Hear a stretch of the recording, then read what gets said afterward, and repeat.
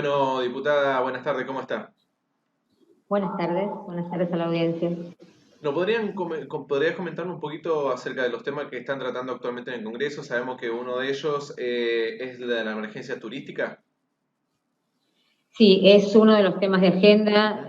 Sabemos que en este marco de pandemia y de crisis hay muchos sectores que están seriamente afectados y el turismo sin duda es uno de los que más nos preocupa porque, bueno, genera ingresos cero con el cierre de los cielos, de la falta de vuelos. Esto garantiza la imposibilidad de turismo y aun cuando se abriera el turismo sabemos que va a costar. Se habla de 2 años retomar con normalidad la actividad turística. Hay otras prioridades también por las dificultades económicas que existen y por el temor al contagio. Entonces tenemos que abordar desde una ley, no desde unas medidas aisladas, sino de una ley que comprenda distintas medidas que tiendan a contener al sector turístico en forma integral.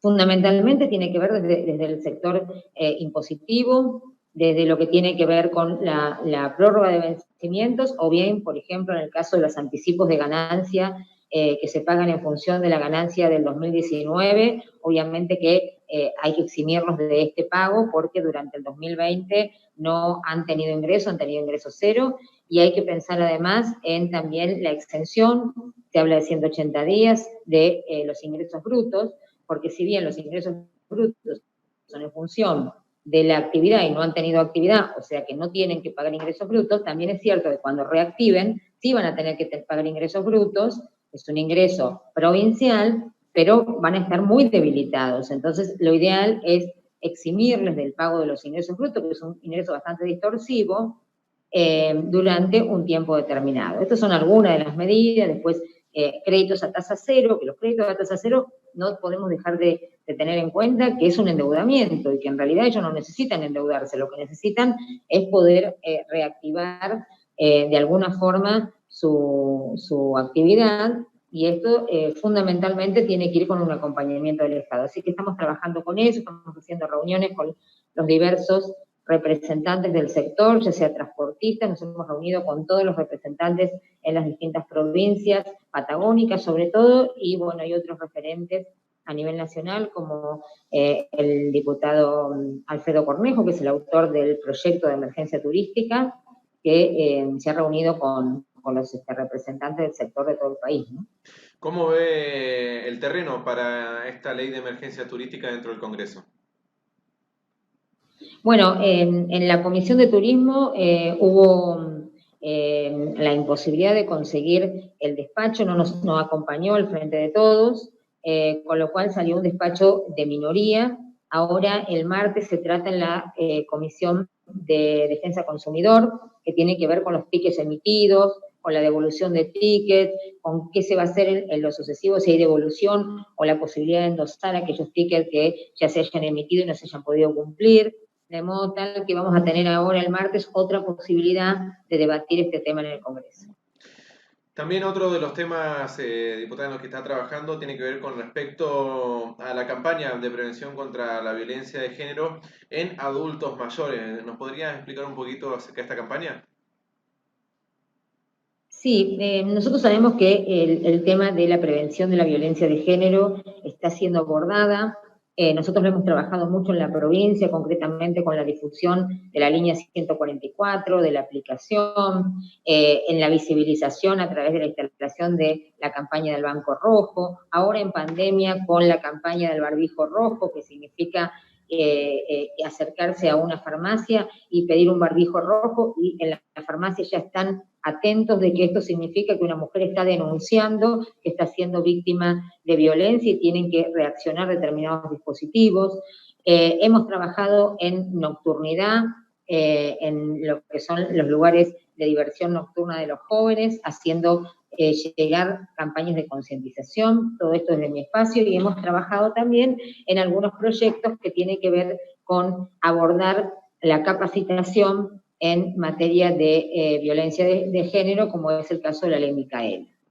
En particular ahora estamos abordando la violencia de género, pero con relación al adulto mayor, que es un sector que no está tan mirado en cuanto a la violencia de género y que también es víctima de esto. Entonces, hemos presentado un proyecto más específico que tiende a capacitar sobre este sector, digamos, víctima de violencia.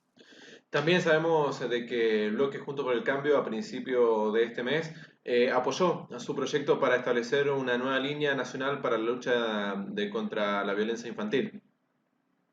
Así es, nosotros lo que propiciamos, que estamos tratando de conseguir los consensos necesarios, es una línea, la 102 está en 17 provincias, no en la nuestra, pero la idea es que podamos conseguir una línea con alcance nacional. Esto es tan importante porque cuando una mujer es víctima de violencia y siendo un adulto, a veces le resulta muy dificultoso ir a denunciar que es víctima de violencia, salir de su casa, abordar todo lo que eso significa para denunciarlo, y necesita una red de contención, apoyo, dispositivos y mucha perspectiva de género sobre que hay que creerle, ¿sí?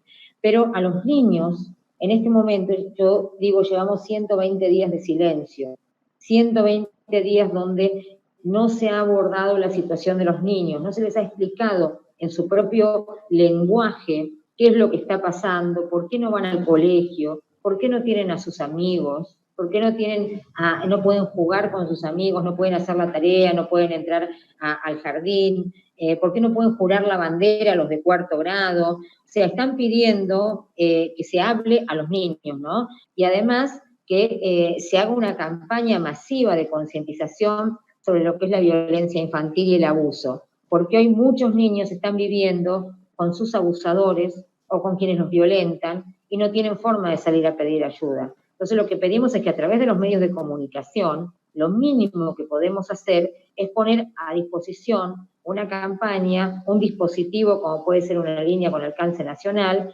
que permita llegar o que estos niños o que los abuelos o que una madre que ve que el padre lo maltrata puedan tener un auxilio rápido, efectivo, y no que se encuentren con esas líneas largas de 5, 6, 10 números, difíciles de recordar y que no son atendidos del otro lado por alguien que está preparado en perspectiva de derechos humanos de los niños, niñas y adolescentes, ¿no?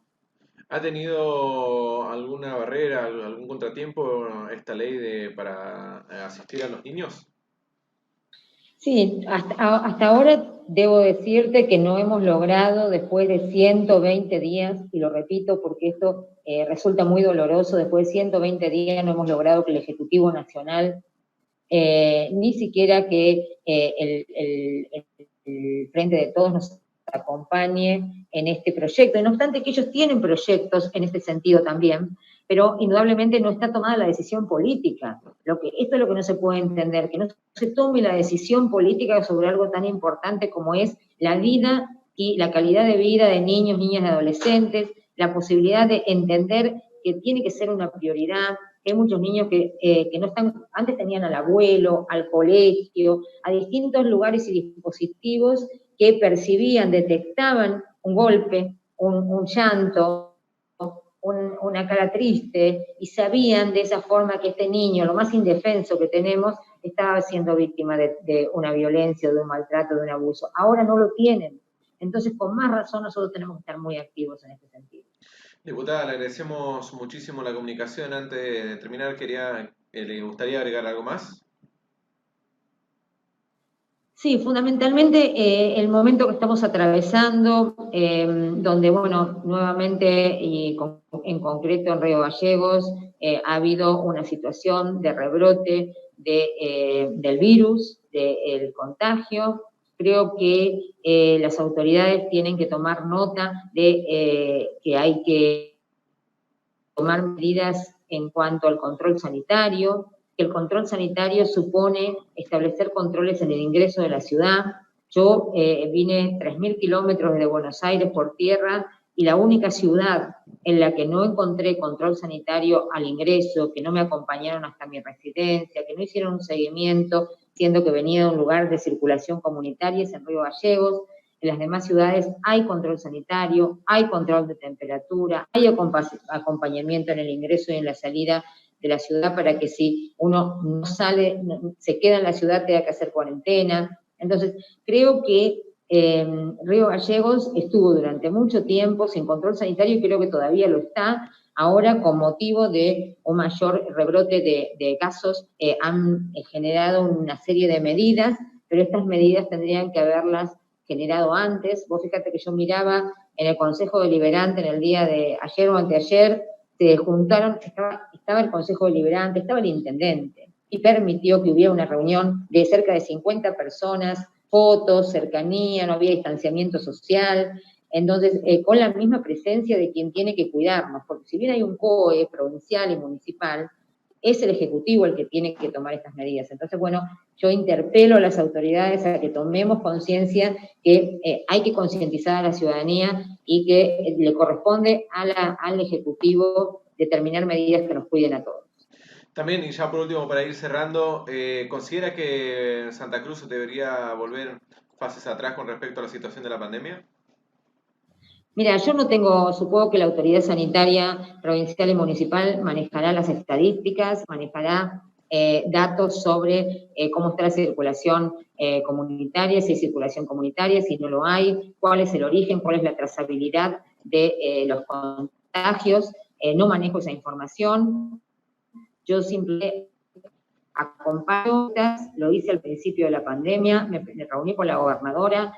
Cuando salí de la cuarentena, fui a Hueraique, al puesto de Hueraique, para constatar lo que se me decía, que no había control sanitario. Sugerí que se pusiera un control sanitario más adelante de Hueraique, cerca del aeropuerto, desde la municipalidad, para que esto permitiera acompañar a la gente hasta la ciudad sin estar tan lejos de los que ingresaban, de hacer el seguimiento, de saber dónde se hace el aislamiento, de ver con quién lo hacen.